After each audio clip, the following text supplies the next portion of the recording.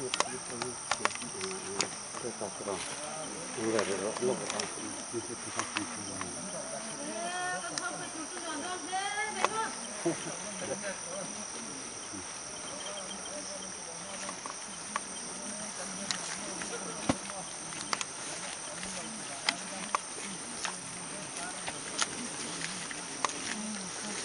tak tahu kan lo di kom này nữa không?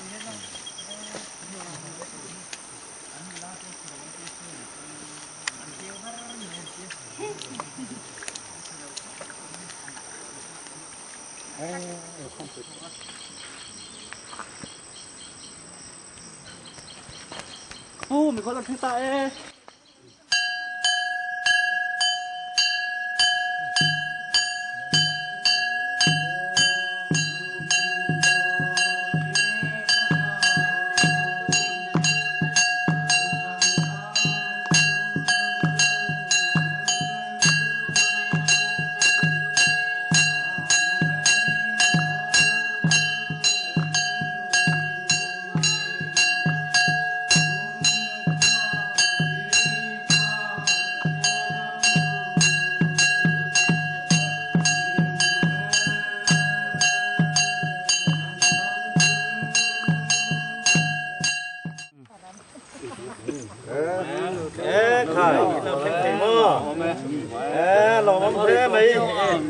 Anh ra tầng một cái nghe lũ thanh cái thì chú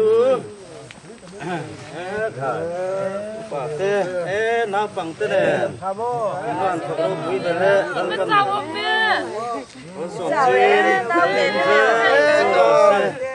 thằng chủ môi tên là cái lại thằng chủ môi còn tên thì là không thế mày cái thằng chủ môi từ từ thế khải cái đồ quý tiền thế đồ nghe tí thế khải đồ nghe mà đồ thế khi ra luôn thế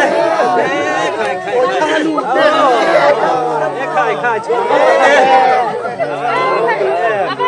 khải cô đồ đi khai ôi thăm qua cô rồi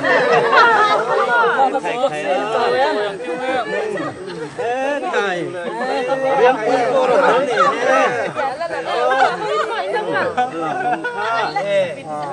về bố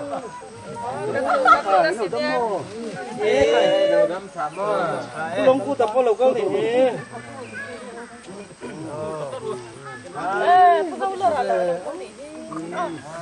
không được cả, theo thế vẫn lâu tới rất lâu cả. Ê, lộc xanh thấy mưa. Xanh chưa? Ê, lộc xanh tổ mưa. Hả riêu em. Khả in hả em. Hả lém rồi á. Có đâu phải, có đâu. Lâu khô tư về. In lộc mong thế mà in lộc tới thế á. Tớ bà hi phật tiếng của khải.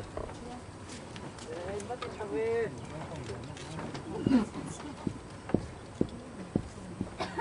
Lột rau đâu lên, lột.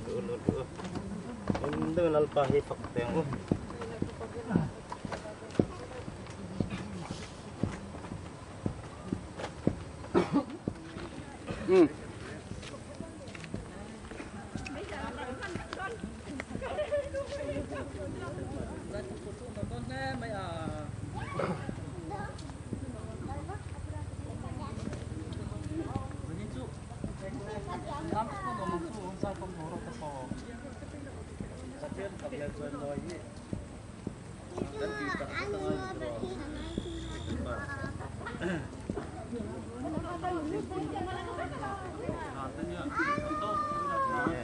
Mà phật lẹt rồi mà nó còn thì cắn này đẹp nữa thì